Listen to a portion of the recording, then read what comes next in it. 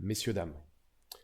Bienvenue. Si vous nous rejoignez, si vous cliquez évidemment depuis YouTube en rediffusion, bonsoir ou rebonsoir. Si vous étiez déjà là sur Twitch depuis le début, venez sur Twitch.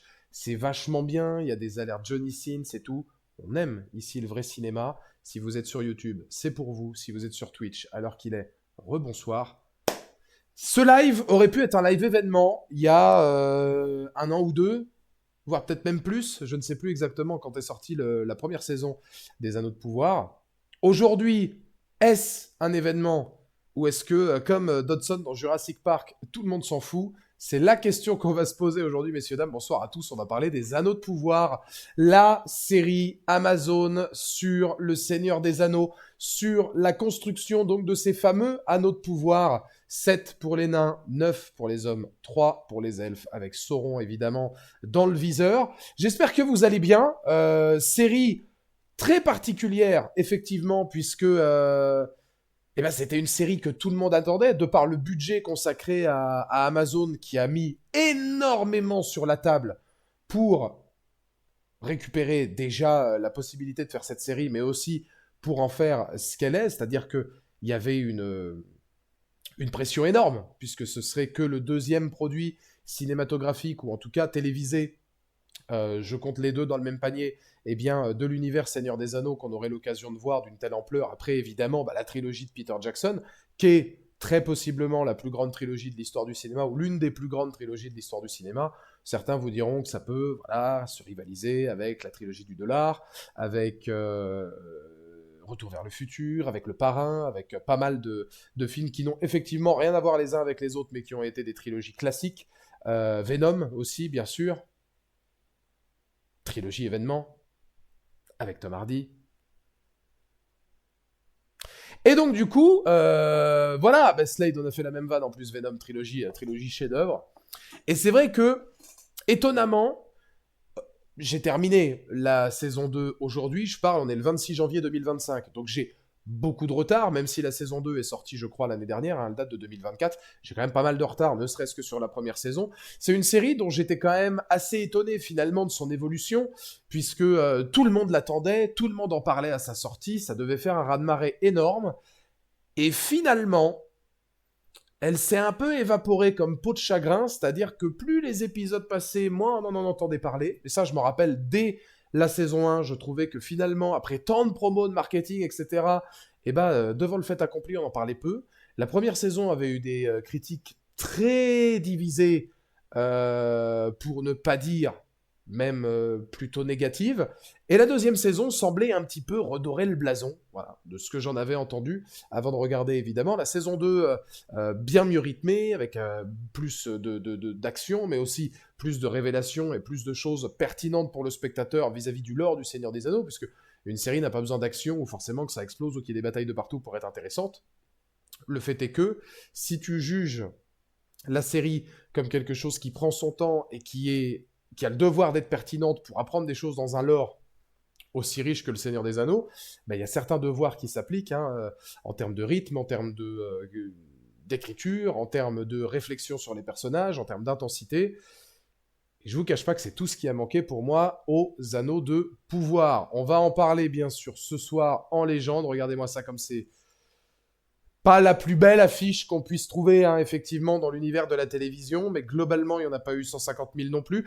Les Anneaux de Pouvoir, donc grande rétrospective des deux premières saisons, dont la deuxième que j'ai eu l'occasion de terminer aujourd'hui. Et si je devais vous donner une note, et je vais vous poser la question dans le chat pour tous ceux qui l'ont vu surtout, quelle note mettriez-vous aux deux premières saisons des Anneaux de Pouvoir, dans sa globalité? Voilà, dans sa globalité. On ne va pas parler saison 1, saison 2. Vous pouvez me donner les notes de la saison 1 et de la saison 2 si vous voulez. Moi, j'aimerais une note globale sur, effectivement, l'ensemble des Anneaux de Pouvoir jusque maintenant, puisque, a priori, on devrait avoir quelques saisons qui sortiront prochainement. Et sur ces deux premières saisons, quelle note mettriez-vous dans le chat? Dites-moi tout.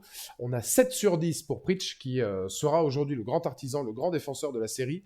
On a Astar qui nous dit 6 sur 10 et qui est, personnellement, la note que j'aurais attribuée aussi aux Anneaux de Pouvoir. Dans le sens où, avec aujourd'hui la réflexion que j'ai eu le temps d'avoir sur la première saison et même sur la deuxième, Corentin qui nous met 6 sur 10 aussi, car c'est vraiment beau, mais c'est tellement chiant, les persos assez bof. On va y revenir aussi malheureusement sur le sens du rythme dans Les Anneaux de Pouvoir. Les Anneaux de Pouvoir a un potentiel qui est certain, et je le précise, attention, dans le chat, j'ai pas lu, moi, le Silmarillion, etc. Je suis pas un grand expert du deuxième âge, du premier âge, et de toutes les réflexions qu'on peut avoir. Je vais parler uniquement de la série telle qu'elle nous propose les événements, et je ne parlerai pas de possibles incohérences avec les bouquins ou le lore, etc., puisque je ne le connais pas. Je connais bien le Seigneur des Anneaux, l'œuvre Le Seigneur des Anneaux, je connais bien les films, les jeux qui sont sortis aussi issus de l'univers du Seigneur des Anneaux, que ce soit Shadow of Mordor, Shadow of War, que ce soit le tirage, etc. Enfin, il y a beaucoup, évidemment, de choses qui sont sorties là-dessus. Moins expert de ce qui s'est évidemment passé avant la timeline du Seigneur des Anneaux, et encore une fois, je ne prendrai pas en considération les possibles incohérences que vous, d'ailleurs, dites-le moi dans le chat ou dans les commentaires YouTube, vous aurez très probablement remarqué. Il n'empêche que c'est une série qui, pour moi, a du potentiel et qui est terriblement frustrante, puisqu'effectivement, chaque axe narratif a son intérêt, peut potentiellement être pertinent, mais à l'exception d'un ou deux, et très sincèrement, j'en ai deux vraiment qui ont retenu mon attention sans me lasser, c'est Le Royaume des Nains, que je trouve c'est une véritable... comment dire, que ce soit visuel, narrative ou même en termes de personnages, je trouve que c'est la plus-value de la série Les Anneaux de Pouvoir, notamment vis-à-vis de la complexité de la narration paternelle entre Durin et son père, etc., ou même tout ce qui se passe à Khazad-dûm, donc qui est la Moria telle qu'on la connaît sous le nom de la Moria, mais Khazad-dûm qui était son nom, en tout cas à l'époque, avec le Balrog, et puis beaucoup de sessions qu'il peut y avoir là-dessus, sur aussi... des idées narratives sur certaines personnes qui peuvent comprendre, parler, discuter avec la montagne, beaucoup de choses qui sont hyper pertinentes justement sur le développement du lore narratif du Seigneur des Anneaux vis-à-vis de ses nains, puisque quand bien même, que ce soit finalement le Seigneur des Anneaux, où on arrive à la Moria, tout est désœuvré, ou le Hobbit, mais le Hobbit, le but c'est d'arriver à Erebor, et Erebor est déjà complètement aussi laissé à la désolation de Smaug. On a rarement eu une série qui mettait autant l'accent sur le quotidien des nains et sur la manière dont, justement, ils vivent, ils travaillent, ils discutent avec la montagne, enfin, au sens propre du terme, c'est-à-dire qu'ils ont un lien vraiment fort, notamment la femme de Durin avec la montagne. Moi, j'ai trouvé que ça, c'était très fort. Et évidemment, tout ce qui se passe autour de Sauron et Hadar. Hadar, dès la première saison, Sauron beaucoup plus dans la deuxième, notamment sur la fin, où je trouve que l'écriture de Sauron dans son mind game, dans son jeu d'échecs, dans son jeu de dupes, dans la manière dont il va se servir de tous les personnages, est de plus en plus intéressant au fur et à mesure de la série. Et ce que je trouve assez pertinent dans Les Anneaux de Pouvoir, c'est que ce soit Hadar ou Anatar, donc Sauron, une fois qu'il n'est plus Halbrand, là pour le coup, on y reviendra sur les gros problèmes de la saison 1, mais je trouve ça étonnant quand même que le même personnage passe d'un charisme proche du néant à Anatar, qui pour le coup, lui, voilà, est salué, que ce soit pour le jeu du comédien, ou même pour sa direction narrative, ou même pour tous les jeux de dupes, où voilà, on va commencer à écrire un petit peu de mieux en mieux ses relations avec notamment Celebrimbor, etc., ou d'autres. C'est vrai que on a une perspective narrative de plus en plus intéressante au fur et à mesure des épisodes. Et c'est vrai que voilà, c'est les deux arcs narratifs qui ne m'ont absolument pas lassé. C'est l'arc autour des nains et l'arc autour de Anatar, donc Sauron version saison 2, et tous ces jeux de dupes et de psychologiques, etc., notamment avec Celebrimbor, où je trouve que le duo fonctionne très bien, qui mène, voilà, à la grande, malheureusement, question que j'ai envie de poser, pourquoi cette série n'a pas le même potentiel que ces 3 derniers épisodes ? C'est ça qui est dommage, c'est que je ressors là des Anneaux de Pouvoir, les 3 derniers épisodes de la saison 2 sont quand même vraiment très bons, que ce soit d'un point de vue visuel, que ce soit d'un point de vue des combats, ou même des révélations, et puis de la pertinence des propos narratifs vis-à-vis des personnages. C'est dommage de ne pas avoir maintenu ce seuil qualitatif tout au long de la série, notamment sur la saison 1, même si, on en parle, comme dit Preach, avec un siège qui dure sur 3 épisodes complets quand même, on parle d'autres choses au fur et à mesure, mais notamment l'épisode, je crois, 7, où on est quasiment que dans la bataille, et je crois pas qu'il y ait d'arc narratif autre, ou alors très peu, hormis celui-ci. Et puis j'aime bien aussi le fait que Sauron, psychologiquement, fasse croire à Celebrimbor que tout va bien pour que lui continue à travailler les anneaux, pendant que derrière c'est le chaos complet. Ça donne des effets de mise en scène assez intéressants. Et EGS Veil, qui nous envoie le premier message dans le chat, ça fait plaisir. 8 sur 10 pour lui. Première vraie bonne note, juste maintenant, hein, pour les anneaux de pouvoir dans le chat. Je suis souvent en l'heure, mais je me devais d'intervenir sur les anneaux de pouvoir avec plaisir. Viens débattre avec nous carrément. Mais oui, non, voilà, c'est les deux arcs narratifs, moi, qui m'ont plu. Et je trouve ça très dommage que le niveau des 3 derniers épisodes n'ait pas été le niveau total de la série, puisque c'est là que tu te rends compte de tout le potentiel qui est là, mais qui est malheureusement plombé, parce que moi, je ne lui mets que 6 sur 10, et il faut le dire, par 2 points majeurs, enfin, allez, 2 points majeurs, même s'il y a quelques branches, comme un bel arbre, hein, comme l'arbre de Minas Tirith, effectivement, voilà, on va parler de toute branche, car effectivement, pour chaque thème, il y a plusieurs branches à développer.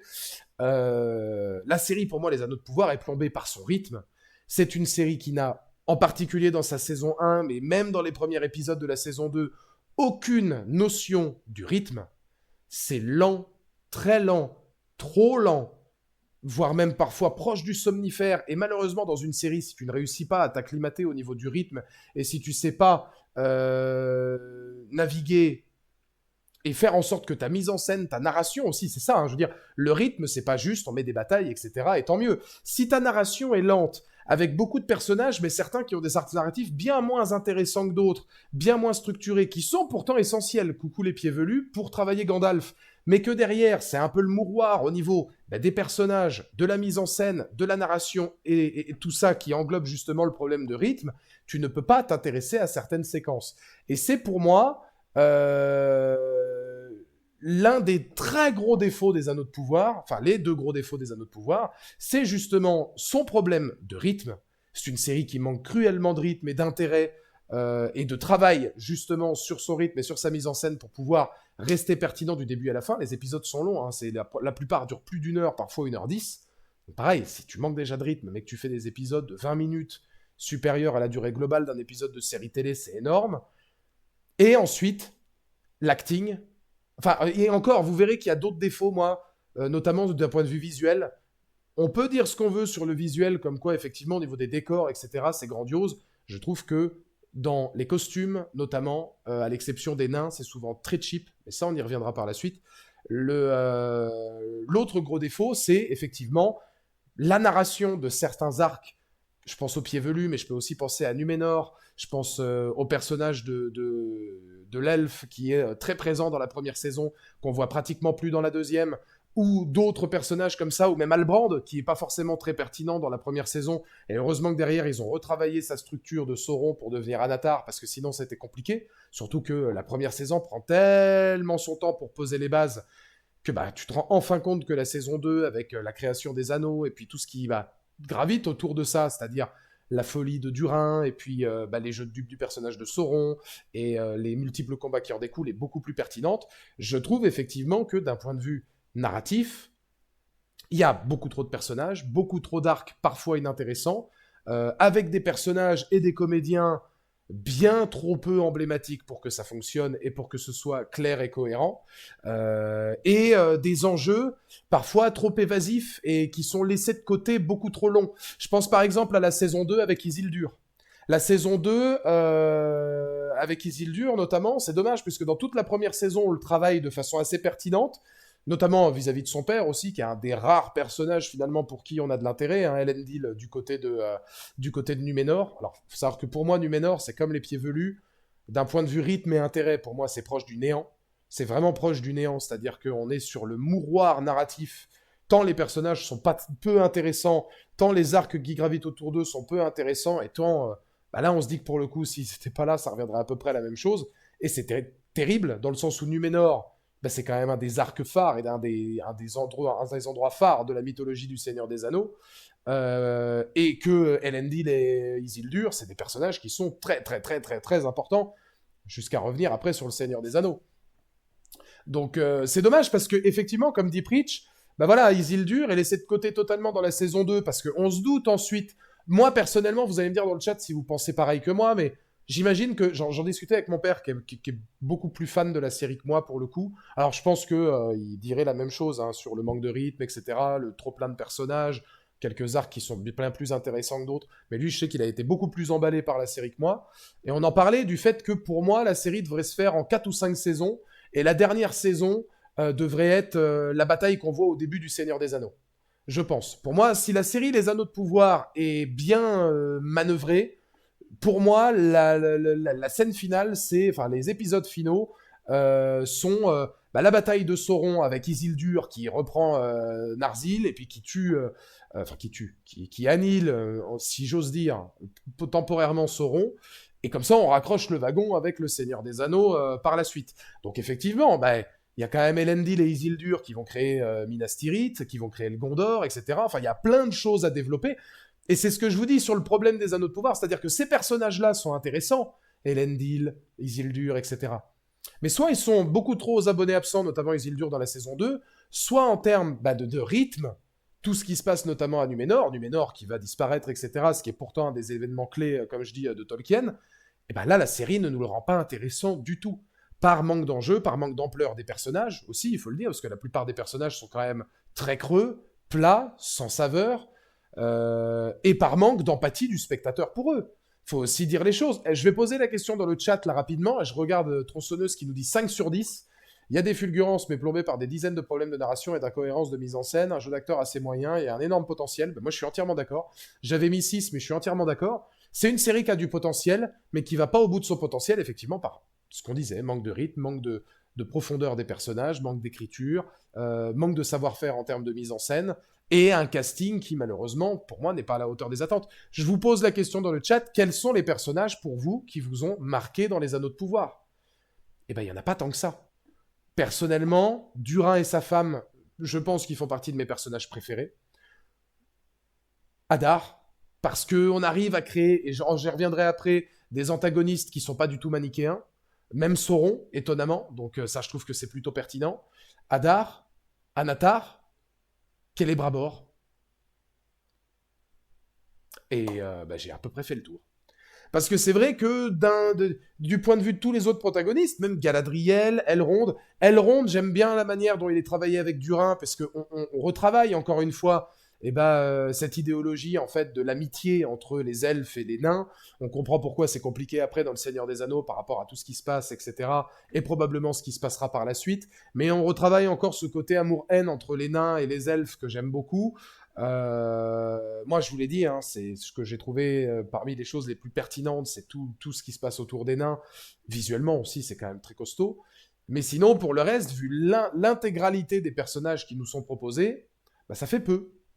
Je trouve que ça fait peu. Mais parce que l'acting n'est pas forcément extraordinaire. On n'est pas sur une série où à un moment donné, on va avoir un soubresaut de mise en scène ou d'acting phénoménal qui va nous faire dire regarde là ce monologue ou cette gestion ou cette scène ou ce jeu qui va rester. Et ça, c'est tout principe d'une bonne série télévisée. Quand on parle du Seigneur des Anneaux, par exemple, je ne vais pas comparer avec le Seigneur des Anneaux de Jackson tout le temps, mais là pour parler de performance d'acteur. Y a-t-il un comédien pour l'instant dans les Anneaux de Pouvoir qui a eu le même, comment dire, potentiel. Alors, il y a peut-être pas la série n'a peut-être pas donné la scène qui va permettre justement de le voir, mais hormis peut-être Durin et le père de Durin sur certaines situations où eux, je trouve que vraiment ils sortent du lot. Y a-t-il une séquence qui nous fasse, nous spectateurs, nous dire ah là, on est du niveau du discours d'Aragorn justement devant la Porte Noire, ou du discours de Théoden devant Minas Tirith, ou de quelques séquences comme ça où on se rend compte d'un jeu d'acteur exceptionnel, même si c'est pour des personnages secondaires. Pour l'instant, aucune. Aucune. Et c'est dommage puisque je pense qu'il y avait pourtant le potentiel, notamment du côté de chez Hadar, notamment du côté de chez Anatar, etc. Je pense qu'il y avait le potentiel et il y avait probablement quelques points où on aurait pu s'acclimater sur des jeux comme ça. Pas dans le même registre, mais Celebrimbor qui découvre l'état de sa cité, pour moi, c'était très fort. Celebrimbor, pour moi, c'est un des personnages les plus intéressants. c'est un des plus intéressants et je pense que c'est un des mieux écrits. Et il est beaucoup aidé par Anatar, qui justement, bah, lui, hausse son niveau de jeu en tant que Sauron, et justement offre une dualité et puis une relation confiance-trahison qui, elle, est très intéressante, parce que notamment, au travers de cette relation-là, bah, le spectateur va découvrir. Moi, ce que j'ai bien aimé, c'est le process. C'est pour ça que je dis que c'est une série qui a beaucoup de potentiel, c'est qu'on voit beaucoup le process des anneaux, avec par exemple une séquence qui peut paraître anodine, mais un anneau qui fait disparaître la personne qui le porte. On sent que c'est un temple de l'expérimentation pour Sauron, qui expérimente tout pour créer l'anneau parfait. Et moi, ça, j'ai bien aimé toute cette thématique de bah, les 7 anneaux des nains qui vont leur faire perdre la raison, les anneaux des hommes où c'est extrêmement difficile de réussir à les manœuvrer, etc., à les créer, de savoir ce que ça va donner, de se rendre compte d'à quel point pour Sauron c'est important de les avoir parce qu'il a peut-être déjà l'idée en tête d'en faire les Nazgûl. En fait, il y a des choses. C'est tous les parallèles avec le Seigneur des Anneaux qui font qu'il y a du potentiel. Aussi. Le fait que, par exemple, on travaille les nains et les elfes, et que je crois, les elfes vont créer la porte de la Moria des nains. Et qu'on se dise, eh ben voilà, le nom de code, ce sera Ami pour rentrer, donc Bella, on le voit dans le Seigneur des Anneaux, etc. Ça, c'est des séquences, pour moi, qui sont intéressantes. Les raccrocher les wagons au Seigneur des Anneaux avec la lame de Narzil et Elendil qui va la sortir pour enfin prendre son rôle, etc. C'est des rapprochements pertinents. Le fait que la dernière scène, je crois, de la saison 1 de Gandalf, ils disent, dans le doute, mieux vaut suivre son flair. Au cas où on avait encore un doute, on n'en a plus. Maintenant, c'est Gandalf. Gandalf qui tire son nom de grand elfe parce que certains pensaient que c'était justement un elfe gigantesque. Bon, il y a des petites, voilà, il y a des petites touches narratives plutôt pertinentes par moment, mais c'est tellement embarqué dans un océan de vide par moment que ça en devient frustrant. C'est une série qui est très frustrante. Je pense à Gandalf. Pour moi, l'ajout de Gandalf, il n'est pas de trop, parce que Gandalf, c'est un personnage extrêmement important, et justement, dont on sait peu de choses, et travailler sa nature à lui, travaille tout un lore des Anneaux de Pouvoir et de l'univers de Tolkien. Le problème, c'est que là, on le met dans le pire arc possible et imaginable, qui est celui des Pieds Velus, où c'est le mouroir. Enfin, il n'y a rien à dire. En termes de performance d'acteurs, de comédiens, de travaux, c'est niais et bateau au possible. On termine à se faire des bisous avec des pieds velus locaux dans la saison 2, machin, t'es là. Putain, stop, quoi. Là, ça, c'est une catastrophe. Alors, toi, je sais, Pritch, que tu lui trouvais un petit charme.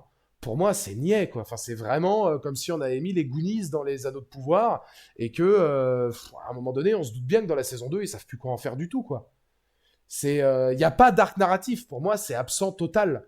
Je veux bien hein, qu'on me dise l'amour de la nature, ces choses-là, l'innocence, l'insouciance, la relation avec Gandalf. Pourquoi Gandalf finira peut-être par aimer les hobbits, puisque les pieds velus sont une race de hobbits, et qui sera attaché. Oui, d'accord. Mais encore une fois, c'est toujours le même problème. C'est un problème à la Silent Hill 2, si j'ose dire. C'est que si ce que tu me mets en face de moi, c'est chiant à crever, bah moi, perso, ton arc narratif, aussi bon soit-il, bah, je vais pas y accorder de l'intérêt.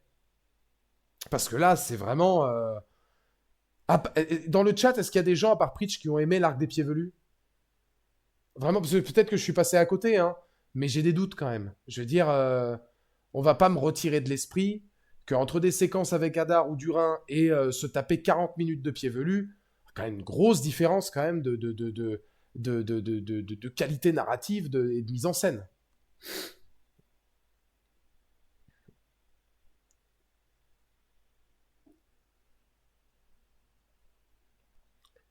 Grâce à cette série, je me rends compte du pouvoir des anneaux, contrairement à la trilogie. Ouais, ça c'est intéressant. C'est vrai que c'est retravailler ça, etc. Et toute cette thématique-là, c'est hyper intéressant. Tu vois Gadriel de la série ou des films? Oh bah des films. Après, la Galadriel des films est devenue la Galadriel pardon, des films grâce à la série. Donc il faudra voir ensuite ce que ça va donner derrière. Mais Kate Blanchett, pour moi, a un niveau d'actrice et de charisme et de prestance, il n'y a même pas de débat possible. Enfin, je veux dire, l'acteur, par exemple, qui joue Elendil, le père d'Isildur, c'est comme si tu me disais, tu préfères lui ou Aragorn. Je veux dire, on atteint un seuil ou Boromir. Ou même si ce comédien-là, dans Les Anneaux de Pouvoir, est peut-être un de ceux qui a le plus de charisme dans la série, on a des années-lumière de ce que nous propose Jackson. J'aime beaucoup la vibe de leur communauté, l'annonce et l'envie d'aventure du personnage de Nori qui a un vrai charme et une vraie petite sympathie. Bah, vivre des aventures, l'envie de ce personnage, moi, la qualité que je peux lui trouver, je reprends par point ce que tu dis, c'est que effectivement, on se rend compte que certains hobbits sont très casaniers, très portés sur leur petite vie, etc., et puis leur routine, et d'autres ont soif d'aventure. Ça raccroche les wagons un peu avec Bilbon, etc., où tu te rends compte qu'il y en a, à mon avis, qui ont cette soif-là plus que d'autres, à qui tu peux accorder de l'insympathie. Maintenant, derrière, bon, à part ça, moi, ça m'a pas heurté plus que ça. En saison 1, ça m'intriguait parce que je pensais que l'homme était Sauron, donc il y avait un suspense qui se dégageait de l'arc pour moi et qui allait peut-être vers quelque chose de très touchant. En saison 2, j'ai été moins convaincu. Ouais, bah tu vois, non, moi j'ai capté, enfin bon, j'ai capté direct que ce serait Gandalf. Genre, enfin pour moi, ça me paraissait assez obvious. Après, je vais vous dire un truc, Preach, pour être tout à fait honnête. L'identité de Sauron, je la connaissais. Au bout de 2 épisodes, même, je me suis fait la réflexion, hein, vis-à-vis d'Albrand. Au bout de 2 épisodes, je savais qu'il était louche et que c'était lui. J'en ai parlé à mon père quand on regardait un peu et quand il me demandait des débriefs rapides sur ce ou quoi j'en étais. 2 épisodes, il m'a fallu pour me dire Albrand, c'est sûr, c'est Sauron. Parce que le sens de la narration est trop bas pour que je puisse penser le contraire. C'était trop obvious. En même temps, il y a plein d'indices. Ouais, il y en a beaucoup, mais c'est l'un des problèmes aussi de la série, c'est que tu t'attends à beaucoup de choses. Et là, pour le coup, c'était le cas. C'est-à-dire que Albrand, dès le départ, tu sais qu'il est louche. Et alors, on essaie de t'embarquer sur certains points, et puis finalement, on va vers d'autres après pour t'embrouiller un peu, mais le mal est déjà fait. Pour moi, ça me semble assez évident. Après, je repensais justement à ça. Encore une fois, on voit que bah, le budget est passé beaucoup dans les effets spéciaux. Et puis, le fait de rendre ça sublime, les anneaux de pouvoir, d'un point de vue esthétique, a des qualités. Que ce soit les plans larges à la Jackson sur des paysages exceptionnels, que ce soit la qualité justement bah, des visuels de Numénor, d'Erigion, du Lindon, de toutes ces contrées-là qui sont absolument superbes visuellement, ça, il n'y a pas de souci là-dessus. Mais encore une fois, hein, je vous dis, même si, ou le Mordor, la création du Mordor, moi je trouvais ça pertinent aussi, le fait qu'on voit la création du Mordor, qui était autrefois le territoire des hommes, etc., dans une scène qui est quand même très forte, qui est d'ailleurs le seul épisode que j'ai trouvé vraiment bon dans la saison 1. Pourtant, ils se sont entourés. Hein. Juan Antonio Bayona était à la réal du premier épisode, je crois même du deuxième. Donc tu te dis, il est producteur hein, sur la série, donc ils se sont quand même entourés de pas mal de monde. Mais je trouvais ça très plat. Je trouvais ça très plat, très creux. Et par moments, en fait, je vais vous dire, euh, c'est une série qui est très paradoxale parce que sur certains plans esthétiques, notamment des plans larges sur les paysages, les décors, l'ambiance, etc. Tu te dis, putain, mais c'est une série qui a un potentiel de fou. Et dès que t'es un peu plus à échelle humaine, ça devient très cheap. Et c'est toujours vous voyez, le constat de, pour une qualité, t'as un défaut. Au niveau des costumes, à part les nains, bien sûr, mais au niveau des costumes, au niveau des chorégraphies des combats, au niveau des maquillages, au niveau je trouve que c'est pas à la hauteur du Seigneur des Anneaux. Excusez-moi, je trouve que c'est pas à la hauteur. Ça l'est plus dans la saison 2, mais pour moi, dans la saison 1, ça ne l'est pas du tout. Ça fait plus fan-made. Ça fait vraiment... pour moi, je trouve que ça fait fan-made sur les costumes, etc. Et ça dénature un peu, et bah, du côté grand voyage et esthétique fantastique de certains plans larges, etc., où là, t'en prends plein les yeux, notamment sur bah, toujours ces questions de voyage et toujours ces questions d'aventure et de périple. Tu vois régulièrement des personnages marcher dans le lointain avec les montagnes derrière, etc. Ça, c'est des plans typiques Jackson du Seigneur des Anneaux, parce que lui a quand même bien apporté ça. Donc, t'as ça par moment, et puis après, t'as des choses beaucoup plus cheap où tu te dis, putain... Enfin, je veux dire, regardez par exemple les costumes des gars de Numénor par rapport à la qualité visuelle de la cité de Numénor. Bah, tu te dis, putain. Enfin, le travail qui a été fait sur les costumes, les armures, etc., dans Le Seigneur des Anneaux, où il y avait moins de budget, où c'était il y a longtemps, c'est compliqué, parce que là, franchement, c'est très peu. Les seuls, encore une fois, qui m'ont pas déçu à ce niveau-là, c'est les nains. Parce que les nains, t'as quand même beaucoup. T'as quand même je trouve au niveau des nains, l'esthétique de Khazad-dûm est magnifique, vraiment magnifique. Là, t'en prends plein les yeux parce qu'une cité comme ça, en pleine vie, bah, tu ne l'avais jamais vue avant. Et au niveau des costumes, etc., du maquillage, de la barbe, bon, là, tu vois qu'il y a un vrai effort. Le problème, c'est que sur le reste, c'est tendre. C'est pas du niveau, pour moi, du Seigneur des Anneaux. Alors que pourtant, paradoxalement, tu as bah, une esthétique en termes d'effets spéciaux, de recréation des cités, etc., qui est superbe. C'est la même chose avec la musique. C'est hyper important pour le Seigneur des Anneaux de parler de musique, parce que ce qu'avait fait Howard Shore sur le Seigneur des Anneaux, c'était exceptionnel. Là, alors Howard Shore fait la musique du générique, Bear McCreary, qui avait fait notamment God of War, on retrouve des sonorités proches de God of War, ou Walking Dead, s'occupe de la série. Côté musique, Bear McCreary, quand il s'occupe des thématiques ou des thèmes musicaux autour des Uruk, fait un vrai bon travail. Un vrai bon travail. Pour moi, tout le reste est mortellement oubliable, alors qu'aucun thème du Seigneur des Anneaux ne l'est vraiment. Et alors, ce qui m'a vraiment déçu, c'est le générique. Parce que si on doit débriefer la série en entier, vous le savez, je suis très attaché au générique, moi, dans les séries télévisées. Pour moi, c'est une part de l'âme de la série. C'est ce que tu vas retrouver dans le générique. La musique d'Howard Shore, qui revient pour le coup pour le générique, quelqu'un peut me dire, moi, vraiment, qui va s'en rappeler dans 10 ans, du thème des Anneaux de Pouvoir? C'est Osef sur 20. Même visuellement, hein. Même visuellement, d'un point de vue créatif, on se dit, bah, ils ont un peu pompé les génériques à la Game of Thrones ou HBO, etc., pour faire un peu dans le même domaine, mais c'est pas du tout marquant. Et c'est hyper dommage. C'est hyper dommage.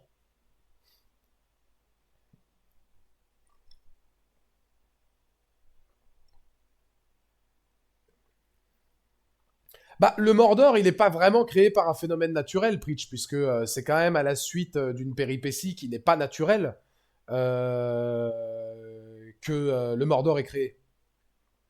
Donc je suis pas tout à fait d'accord. Oui, le Mordor est créé par l'explosion du volcan, mais tu vas pas me dire que l'explosion du volcan est due à un phénomène naturel. Il aurait pas dû exploser, normalement. Donc, bon.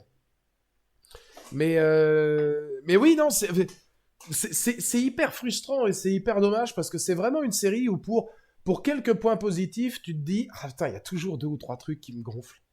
Il y a que les trois derniers épisodes où je me dis, putain, les mecs, ils ont quand même fait un siège d'une cité entière. Alors, on est sur des combats qui sont beaucoup plus brutaux, c'est bien moins organisé que le Seigneur des Anneaux, par exemple, la bataille du gouffre de Helm ou quoi. D'un autre côté, je trouve ça normal. Là, on a des Uruk et Hadar qui est dans sa vendetta absolue contre Sauron. Les Uruk bah, sont peut-être un peu moins stratèges que les Urukai ou que Saruman qu'on verra après. On est sur presque une guerre de tranchées. Moi, ça me fait penser à une guerre de tranchées. C'est sale, ça suinte, etc. Il n'y a pas de stratégie particulière ou très peu. On va vraiment à l'essentiel. Moi, ça m'a pas déplu. Mais faire un siège sur 3 épisodes comme ça, je me suis dit, putain, en plus derrière, quand on voit pas le combat, on reste dans la thématique parce qu'on voit Anatar et Celebrimbor qui sont dans leur jeu de dupes. Puis après, on enchaîne avec Durin qui va creuser si loin, qui va révéler le Balrog dans une scène qui est quand même assez impressionnante et qui visuellement est bluffante. C'est-à-dire, il y a des plans emblématiques. Je vous dis, c'est pour ça que les anneaux de pouvoir, c'est frustrant. Tu peux pas dire que c'est nul, mais tu peux pas dire que c'est bien. C'est pas une bonne série pour moi, les anneaux de pouvoir. Mais c'est pas mauvais non plus. Parce qu'il y a vraiment du potentiel. Il y a quelques plans, des fois, ou quelques scènes où tu te dis, ah putain, la vache, là, ouais. Durin contre le Balrog, c'est pas long, mais tu te rends compte du truc. Mais, mais c'est tout de suite contrebalancé par tellement de défauts et de thématiques un peu, pour moi, sans saveur, bah, que c'est complexe. Que c'est complexe. Mais ouais, non, les 3 derniers épisodes, il y a quasiment rien à redire. C'est beaucoup plus pertinent. Après, je pense qu'il y a beaucoup de personnages qu'ils ont mis dans la saison 1, ils savaient plus quoi en faire. On prend l'elfe aussi, que vous voyez, bah, qui est juste en dessous, là, qui est juste ici, si vous regardez bien. Lui, dans la saison 2, on le voit quasiment pas. Je suis même pas sûr qu'il ait de dialogue. On travaille un peu sa narration vis-à-vis du fils de la femme qu'il aimait, qui ne veut plus le voir parce que eh ben, sa mère est morte, etc.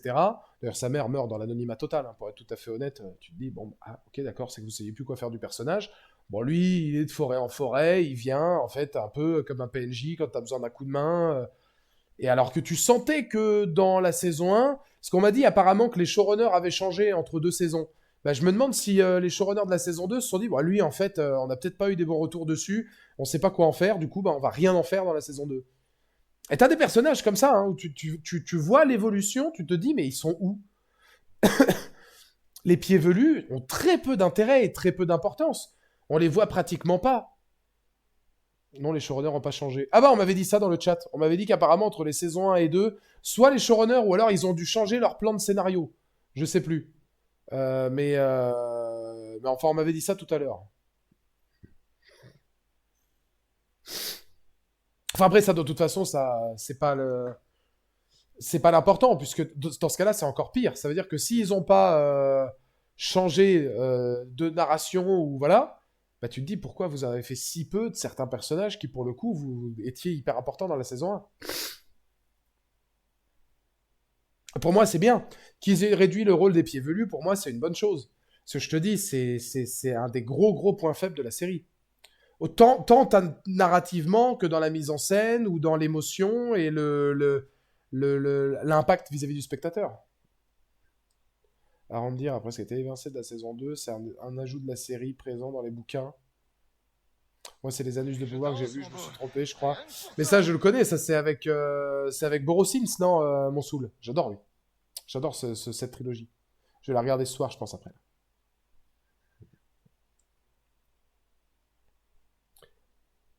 Mais il y a quand même, ouais, c'est vrai que c'est frustrant parce qu'il y a du bon. Euh, il y a du bon, il y a des bonnes choses. Euh, Ils essayent d'aller dans plusieurs axes aussi. Tu le vois vis-à-vis de Numénor avec les thématiques des temps anciens et leurs croyances et leur culture. Tu peux pas reprocher aux anneaux de pouvoir. Il y a un plan qui m'a étonné, par exemple, c'est de voir des Uruk avec des enfants. Tu ne peux pas reprocher à la série de vouloir étudier tout leur lore et toutes leurs factions. Que ce soit sur, ouais, effectivement, les croyances et les cultures de Numénor, que ce soit sur le fait qu'Adar, comme je le disais, soit pas manichéen. Ce qu'il veut à la fin, c'est la paix, revenir en Mordor, élever ses enfants, qu'on voit les Uruk qui ont des gosses, etc., des orques féminins, des choses comme ça. L'envers du décor, moi j'aime toujours dire ça, hein, mais je le dis beaucoup dans Star Wars quand on voit des tranches de vie. J'utilise beaucoup cette expression-là, moi. Notamment dans Star Wars, quand par exemple on est dans une série comme Andor, qui va étudier des tranches de vie plus réalistes en fait du quotidien de certains personnages qu'on n'a pas l'habitude de voir dans les Star Wars normaux. Là, c'est pareil avec les nains. On a des tranches de vie nains en fait qu'on voit pas d'habitude, ce qui leur arrive toujours des péripéties. Là, on est dans quelque chose de plus réaliste. Moi, ça, je trouve ça pertinent. Mais encore une fois, il y a l'art et la manière de le faire. Si on est tout à fait honnête, tous les arcs sont pertinents. C'est juste que certains ne sont pas mis en scène, travaillés, narrés, étudiés, scénarisés comme il faut. Voilà. Alors qu'Adar, lui, il l'est. Comme je disais, non manichéen, presque pas tant que ça un antagoniste finalement. Il a pas grand-chose de l'antagoniste, Adar. Il veut vivre paisiblement, etc. et négocier la paix. Sauron, lui, c'est un bel enculé. Sauron, tu vois de plus en plus le mind game. Et lui, c'est bien, parce que plus la série avance, plus tu t'en rends compte hein, vraiment de la dureté du personnage. Mais en même temps, ils arrivent à en faire un personnage qui pleure. Ça pareil, c'est des passages qui sont assez choquants. Mais on arrive à faire pleurer Anatar. On sent que par moments, même Sauron, il a des fêlures, des faiblesses et de l'empathie pour certaines choses qui sont contre nature quand tu connais le personnage. Même si c'est que du mind game et qu'il est dans un jeu de dupe et que son but c'est de tromper tout le monde. Mais c'est intéressant de voir que effectivement Sauron à la base c'est pas un méchant, c'est le valet ou le bras droit de Morgoth. Puis de la manière dont il le dit, il s'est fait souillé par Morgoth tout le temps. Enfin, je veux dire, c'était vraiment Sauron, son laquais, quoi. Et tu sens qu'il y a beaucoup de points, en fait, qui en ont rendu la personne qu'il est aujourd'hui, avide de pouvoir, etc. Mais Sauron a un très bon développement dans la saison 2. C'est Halbrand dans la saison 1, qui est super mou et pratiquement sans intérêt, parce qu'encore une fois, c'est trop convenu, trop attendu, et l'acteur est trop peu charismatique. Alors qu'en Anatar, il est meilleur. Hadar, il apporte une nouvelle perspective sur les orques, ça leur donne un côté presque tragique, car soumis à Sauron, eux qui avaient pendant un temps réussi à s'en émanciper. Ouais, parce que tu sens que eux veulent juste vivre, puis tu comprends après... pareil, un sens du détail, Preach, tu vois, que j'ai trouvé intéressant. Les orques, les Uruks, comme on les appelle, ils sont très, comment dire, solidaires les uns les autres dans la saison 1 et dans le début de la saison 2. Et ils sont presque parfois un peu humains, tu les vois avec des enfants et dans la manière dont ils parlent à Hadar, etc. Ou celui qui va trahir Hadar en priorité. Je pense que c'est parce que lui, il commence à être obnubilé par Sauron et que, je pense, le valet de Hadar, l'Uruk qui est le plus proche d'Hadar, celui qui le poignarde, je pense qu'il voit que Hadar est tellement pris dans sa vengeance qu'il en oublie d'aimer ses enfants. Et je pense que c'est ça qui fait que, du coup, il penche du côté de Sauron. C'est que lui, en fait, il a une telle attache vis-à-vis de son père qu'il voit son père s'éloigner de lui pour ses desseins personnels, et il se dit, vas-y, ça fait chier parce qu'il pense plus à nous, il y a plein d'Uruk qui meurent à cause de lui, et nous, on est là et on est solidaires les uns les autres. Moi, j'aime bien cette étude des Uruk dans la série, et si tu regardes bien, à la fin, quand ils font le siège, il y a plein d'Uruk qui les appellent, allez, vermine, dépêchez-vous, bande de bons à rien, faites ça, bande de vermine, allez, cloporte, avancez, tout ça. Et je trouve ça bien parce que ça rappelle le Seigneur des Anneaux. Et ça veut dire qu'en fait, à partir du moment où ils disent ça, peut-être que déjà, bah, le côté proche d'Adar, notre père, machin, on veut s'en sortir, on veut juste la paix, change. Et qui sont déjà un peu endoctrinés par Sauron et par leur soif de mort, de machin et tout. Et que eux aussi, peu à peu, ont changé, ou certains avec Hadar. Et que même, du coup, dans leur texte, et dans leur formule, et dans leur manière de se parler, ils changent aussi. Et c'est juste sur l'utilisation de 3-4 mots, tu vois. Parce que on est loin de ça au début de la série. À part quand il parle à des ennemis, bien sûr. Mais voilà. Et puis la fin d'Hadar est tragique. C'est vrai que la fin d'Hadar, elle est hyper tragique. Maintenant, elle est assez expéditive. Je trouve que ça manque d'un petit je ne sais quoi supplémentaire. Le vrai souci de cette série, c'est qu'elle ne peut adapter que des appendices. Le gros des intrigues principales du Lord de Tolkien, ils n'ont pas les droits, ce qui en donne un truc assez bancal sur la narration de fond. Bah, ça, c'est un problème. D'où la question, est-ce que ça valait le coup de le faire dans l'état, quitte à rajouter des choses qui sont pas intéressantes et galérer un peu au niveau des trucs, ou est-ce qu'il valait mieux attendre peut-être d'avoir les droits totaux ou tout simplement de pas le faire? Il y avait l'idée aussi peut-être de tout simplement de pas le faire. Parce que je vous dis, là en fait, il y a un truc qui me fait peur. J'ai pas envie que le Seigneur des Anneaux devienne Star Wars.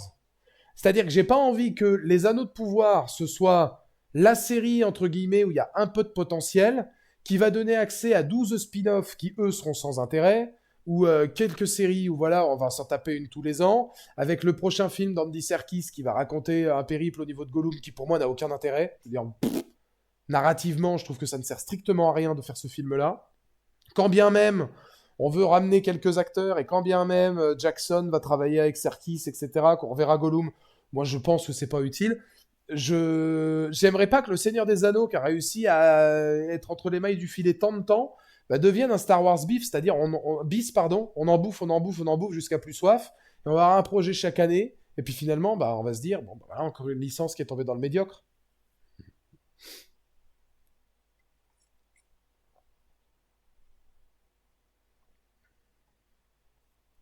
Sauron, il arrive à récupérer une armée en se faisant passer pour une victime et en diabolisant Hadar. Un bon move de la part du joueur français. Ouais, le mind game psychologique qu'il a avec Hadar ou même Celebrimbor ou d'autres est très bon. L'ascendant qu'il a sur la fille, Elf, qui est normalement pourtant bah, l'une des apprenties de Celebrimbor, etc., qui est tellement fort vis-à-vis d'elle que elle va se retourner contre Celebrimbor et Celebrimbor va la balancer du haut du... C'est fort, ça, je veux dire. Tu vois le mind game psychologique de Sauron. Et je trouve que c'est bien de faire ça dans la série parce que si tu regardes que les films ou si tu t'intéresses un peu qu'à ces choses-là, tu peux te dire, bah en fait, Sauron, il a créé un anneau, il fait 4 mètres de haut, il est tout puissant, c'est un bœuf, c'est un buffle en fait. Le mec, c'est un bœuf, il a créé un anneau en secret, machin, etc.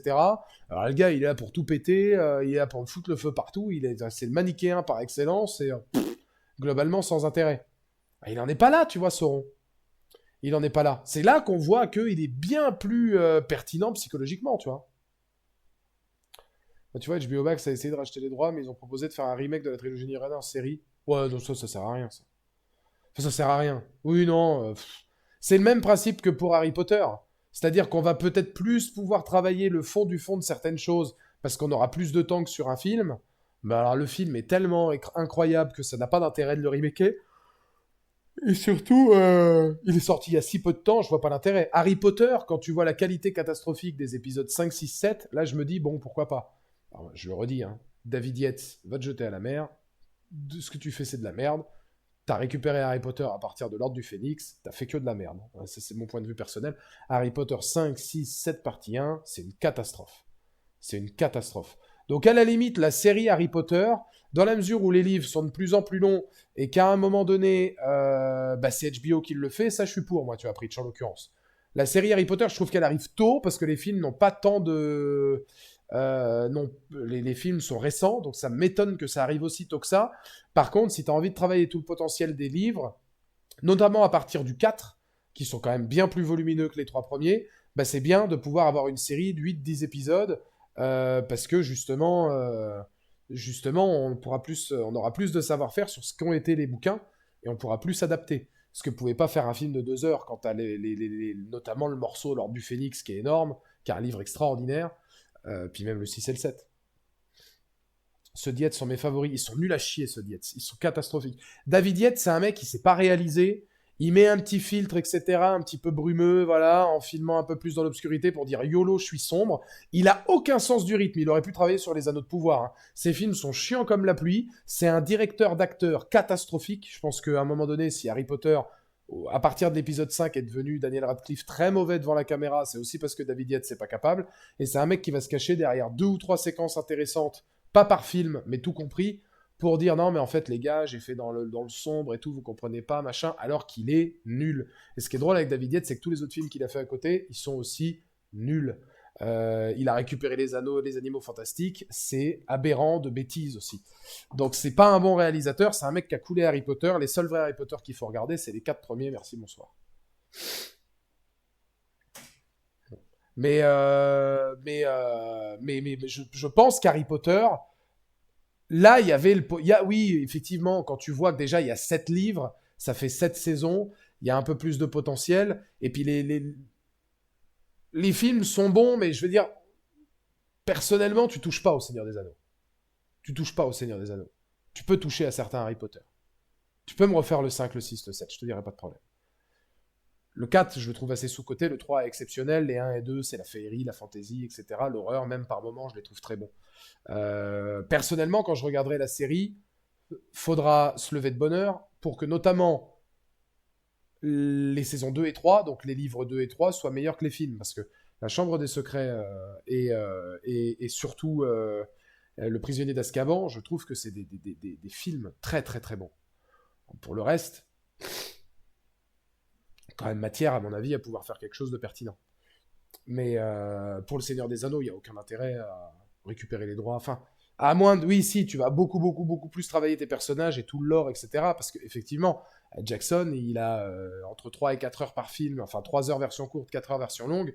Mais c'est pas suffisant, bien sûr, pour la communauté de l'anneau, les 2 tours, le retour du roi. Il y a plein de trucs qui sont laissés de côté. Dans tous les cas, tu pourrais, mais pour moi, on touche pas au Seigneur des Anneaux. Malgré tout, pour moi, on touche pas au Seigneur des Anneaux. Je vois mal... tu vois, Pritch, je vois très bien un monde où ça va se jouer au niveau du casting. Mais je vois très bien un monde où, au final, comme c'est HBO qui chapeaute, les séries d'Harry Potter sont meilleures que les films. Ou meilleures que certaines scènes du film. Ça, pour moi, ça peut paraître cohérent. Tout dépendra aussi du casting. Je pense qu'Harry Potter, là où la série, à mon avis, va avoir beaucoup de mal, c'est à être impactant comme les acteurs l'étaient, Rogue, Dumbledore, etc., par rapport au film. Ça va être dur. Le Seigneur des Anneaux, tu peux me dire ce que tu veux et me faire miroiter ce que tu veux. Je n'ai à aucun moment en tête la possibilité de me dire le gouffre de Helm sera meilleur que celui qu'a fait Jackson. La bataille de Minas Tirith, 40 minutes de combat, etc., entre d'autres séquences, sera meilleur dans une série, même si c'est HBO, que ce qu'a fait Jackson. Pour moi, c'est pas possible. C'est pas possible. Les films de Jackson sont imbattables. On sait pas, genre, on parle sans savoir, mais ça me paraît surréaliste.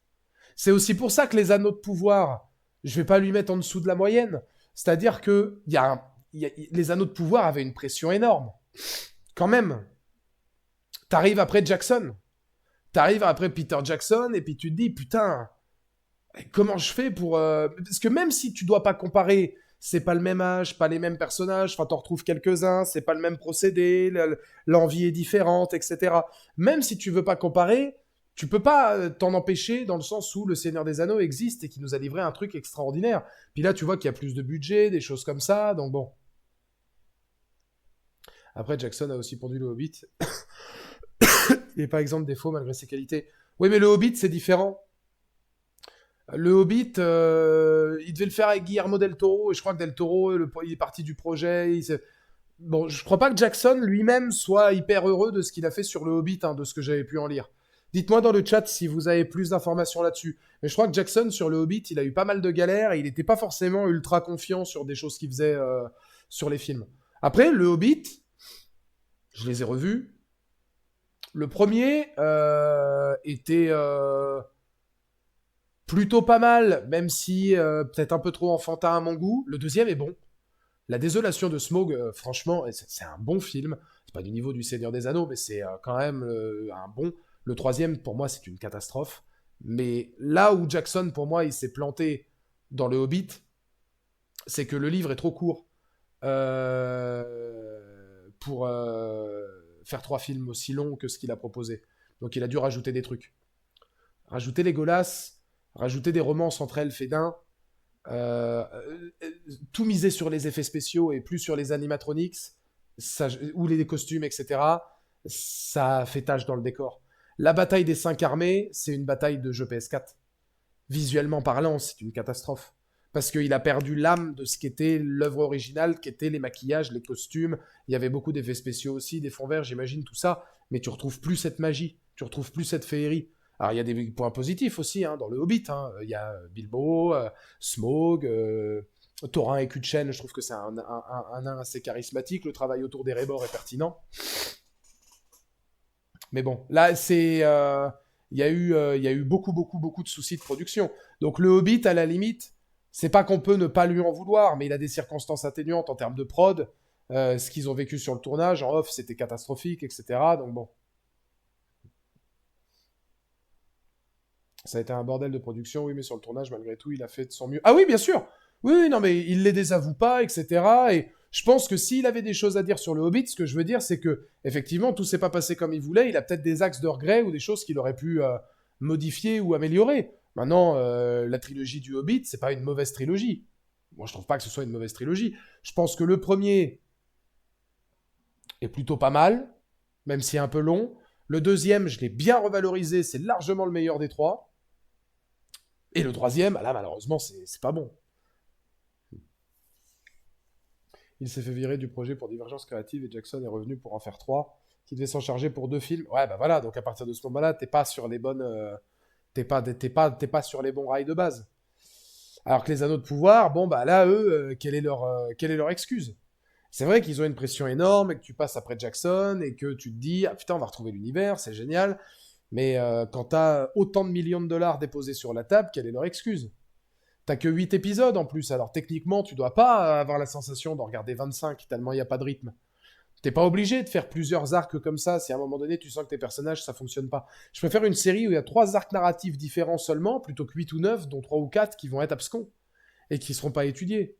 Mais encore une fois, on reprêche un peu toujours dans la même paroisse, mais manque de profondeur des personnages, manque de charisme, manque d'intérêt pour certaines narrations, manque d'enjeux psychologiques et surtout manque d'émotion pour le spectateur.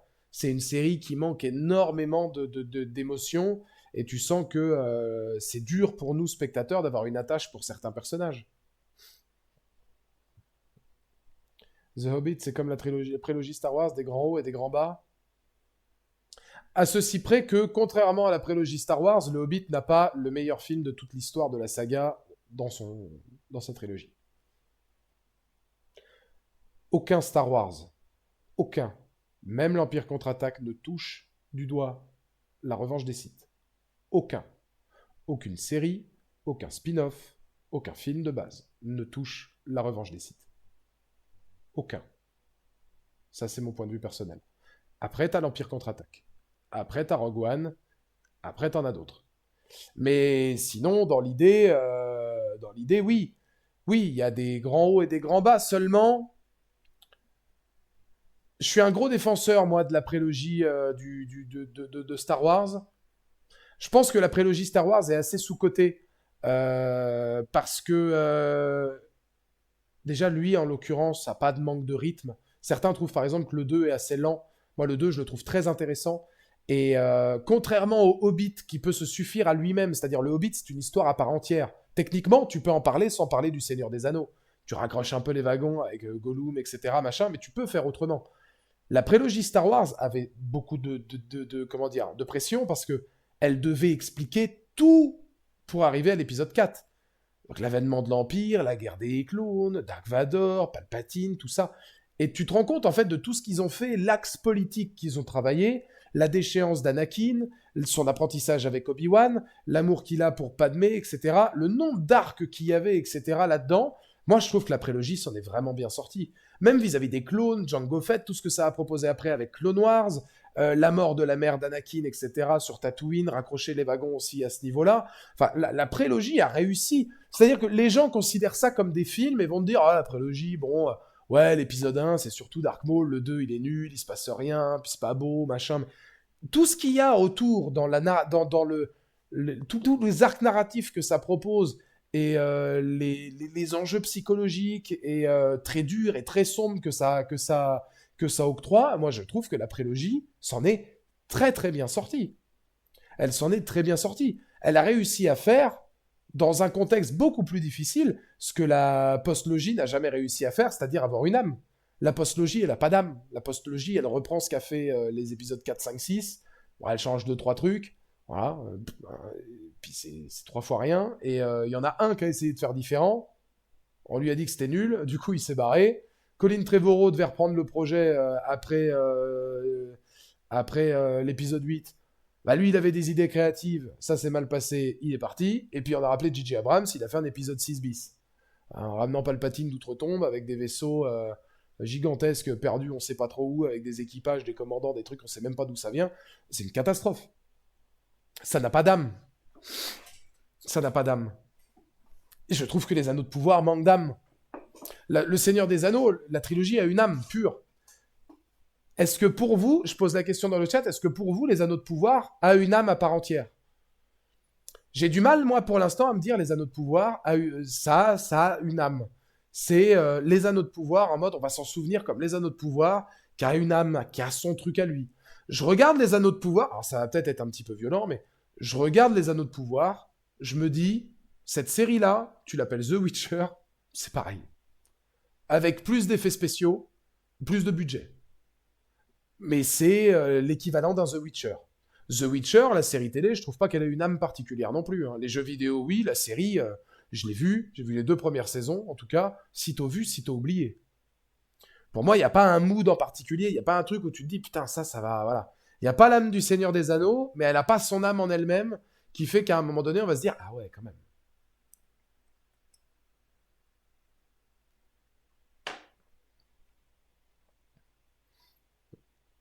Ce que je reproche à la prélogie, pour moi, c'est mon opinion. La prélogie aurait dû être des films de 3 heures. George Lucas aurait dû prendre son temps. Revenge of the Sith est très bien, mais au plus profond, ça aurait dû être un grand Return of the King en longue durée. Ah, moi je trouve que ça va. Justement, alors après, les films sont pas courts. Hein. Ils durent quoi, 2 heures, 2h20? Enfin, ils doivent au moins faire leur 2h20. Hein. Je vais regarder la durée.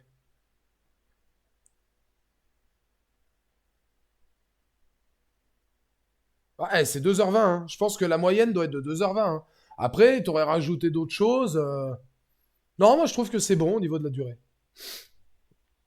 Quand on connaît les bouquins, oui, on voit les choses ajoutées, les détails, etc. Mais comme entité unique, non, elle manque de fond.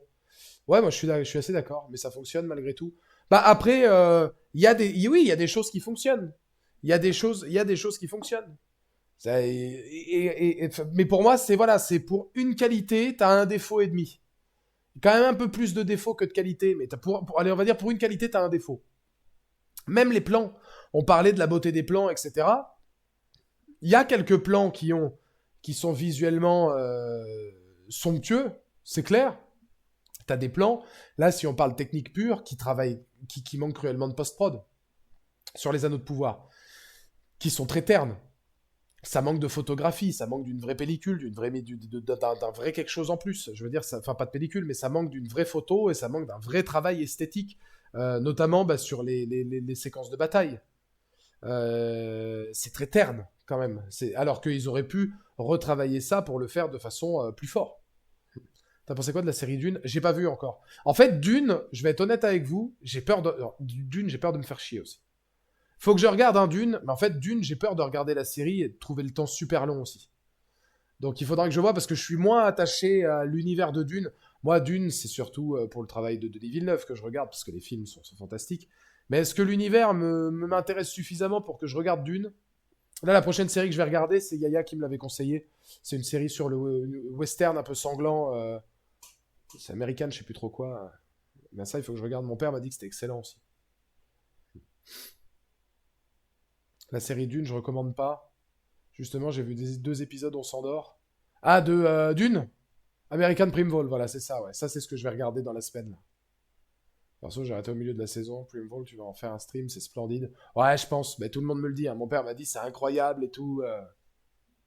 Donc ça, ouais, ça risque. Mais ouais, non, c'est comme quoi, hein, on a plus d'1 heure de débat hein, sur les anneaux de pouvoir. Donc c'est une série qui fait jaser.